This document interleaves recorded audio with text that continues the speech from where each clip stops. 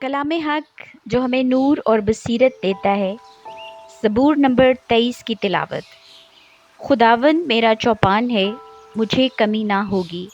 وہ مجھے ہری ہری چراگاہوں میں بٹھاتا ہے، وہ مجھے راحت کے چشموں کے پاس لے جاتا ہے، وہ میری جان کو بحال کرتا ہے، وہ مجھے اپنے نام کی خاطر صداقت کی راہوں پر لے چلتا ہے۔ بلکہ خواہ موت کے سائے کی وادی میں سے میرا گزر ہو، میں کسی بلا سے نہیں ڈروں گا، کیونکہ تو میرے ساتھ ہے۔